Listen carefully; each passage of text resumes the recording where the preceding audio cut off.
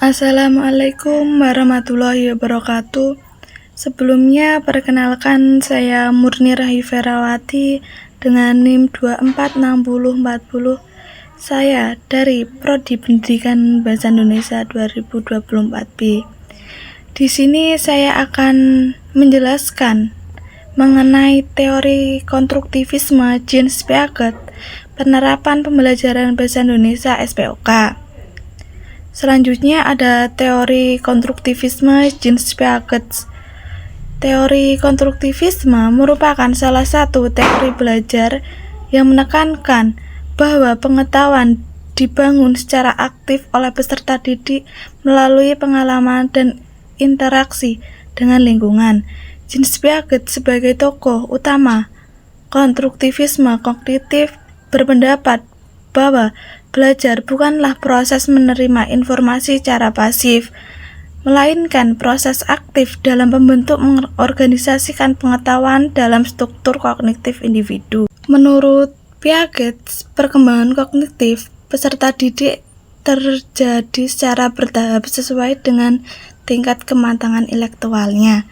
Piaget membagi perkembangan kognitif menjadi 4 tahap, yaitu tahap sensori motor 0-2 tahun, tahap pra-operasional 2-7 tahun, tahap operasional kontrak 7-11 tahun, dan tahap operasional formal 11 tahun ke atas. Peserta didik di tingkat SMP dan SMA umumnya berada pada tahap operasional kontrak sehingga operasional formal, sehingga telah mampu berpikir logis, menganalisis hubungan sebab akibat, serta memahami konsep abstrak sederhana termasuk struktur kalimat dalam bahasa. Inti dari teori konstruktivisme Piaget terletak pada konsep skema asimilasi, akomodasi, dan ekuilibrasi. Skema merupakan kerangka kognitif yang berisi pengetahuan awal peserta didik. Asimilasi adalah proses pemasukan informasi baru ke dalam skema yang telah ada, sedangkan akomodasi adalah proses penyesuaian skema lama atau pembentukan skema baru ketika informasi baru tidak sesuai dengan pengetahuan sebelumnya. Proses asimilasi dan akomodasi yang berlangsung secara seimbang akan menghasilkan ekuilibrasi, yaitu kondisi keseimbangan kognitif yang menandai terjadinya pemahaman baru. Piaget juga menekankan pentingnya konflik kognitif dalam pembelajaran. Konflik kognitif muncul ketika peserta didik menemukan ketidaksesuaian antara pengetahuan awal dengan pengalaman baru yang diperolehnya. Kondisi ini mendorong peserta didik untuk berpikir kritis dan merevisi pemahamannya, sehingga pembelajaran menjadi lebih bermakna dan bertahan lama. Selanjutnya ada prinsip-prinsip pembelajaran konstruktivisme. Pembelajaran berbasis konstruktivisme memiliki beberapa prinsip utama. Pertama, peserta didik dibanding sebagai subjek aktif yang berperan langsung dalam pembangunan. Kedua, pembelajaran berangkat dari pengetahuan awal dan pengalaman peserta didik. Ketiga, proses belajar lebih diutamakan daripada sekedar hasil akhir. Keempat, guru berperan sebagai fasilitator yang menciptakan lingkungan belajar kondusif dan menantang. Kelima, interaksi sosial, diskusi, dan relevansi menjadi bagian penting dalam proses pembelajaran. Prinsip-prinsip tersebut sangat relevan dengan pembelajaran bahasa Indonesia yang tidak hanya menekankan pengusahaan kaidah bahasa, tetapi juga keterampilan berpikir, bernalar, dan berkomunikasi secara efektif. Selanjutnya ada pembelajaran bahasa Indonesia materi SPOK. Struktur kalimat dalam bahasa Indonesia umumnya terdiri dari atas unsur subjek, predikat, objek, dan keterangan. Subjek merupakan unsur yang menjadi pokok pembicaraan dalam kalimat. Predikat berfungsi menyatakan perbuatan, keadaan, atau sifat subjek. Objek merupakan unsur yang dikenai perbuatan, sedangkan keterangan berfungsi memberikan penjelasan tambahan seperti waktu, tempat, cara, atau tujuan. Pemahaman struktur SPOK sangat penting karena menjadi dasar bagi peserta didik dalam menyusun kalimat yang efektif, baik secara lisan maupun tulis. Namun, dalam praktik pembelajaran, materi SPOK sering disampaikan secara konvensional melalui hafalan definisi dan latihan mekanis, sehingga peserta didik kurang memahami konsep secara mendalam.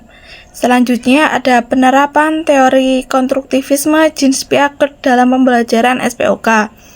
Penerapan teori konstruktivisme Jeans Piaget dalam pembelajaran bahasa Indonesia materi SPOK dilakukan dengan penempatan proses peserta didik sebagai pusat pembelajaran dan menerima kesempatan untuk menentukan konsep secara mandiri. Tahap pertama adalah aktivitas mengenai awal.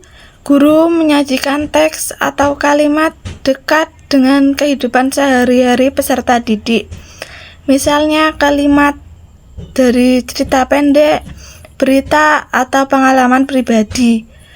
Peserta didik diminta membaca dan mengamati struktur kalimat tanpa langsung diberi istilah SPOK. Yang kedua adalah eksplorasi dan penemuan.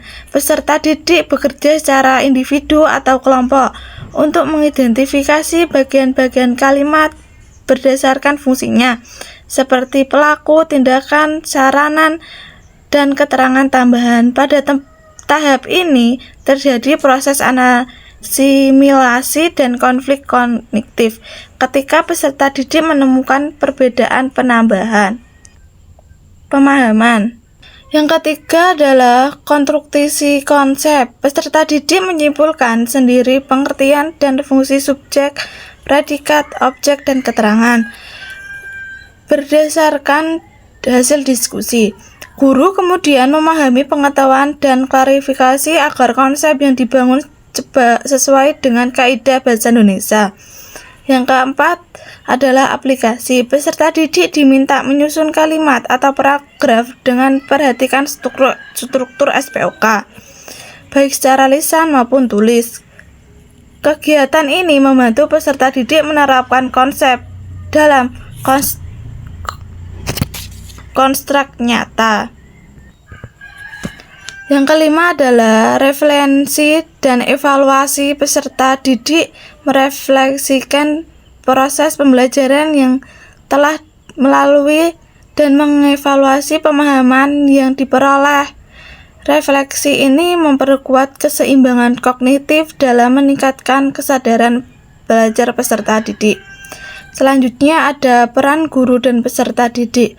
Dalam pembelajaran SPOK berbasis konstruktivisme, guru berperan sebagai fasilitator, pembimbing, dan motivator. Guru merancang bagian pembelajaran yang menantang, menyediakan sumber belajar, serta memberi umpan balik. Peserta didik berperan aktif dalam mengamati, bertanya, berdiskusi, dan menyimpulkan konsep. Selanjutnya ada kelebihan penerapan konstruktivisme pada materi SPOK. Penerapan teori konstruktivisme Jeans Piaget pada pembelajaran SPOK memiliki beberapa kelebihan, antara lain meningkatkan keaktifan belajar peserta didik, memperdalam pemahaman struktur kalimat, melatih kemampuan berpikir kritis dan analitis, serta membantu peserta didik menggunakan struktur kalimat secara tepat dalam komunikasi. Selanjutnya ada kesimpulan. teori konstruktivisme Jean Piaget, penerapan landasan yang kuat bagi pembelajaran bahasa Indonesia, khususnya materi SPOK. Melalui pendekatan ini, peserta didik tidak hanya menghafalkan konsep, tetapi membangun pemahaman secara aktif melalui pengalaman belajar yang bermakna sehingga mempelajari menjadi lebih efektif dan keberlanjutan.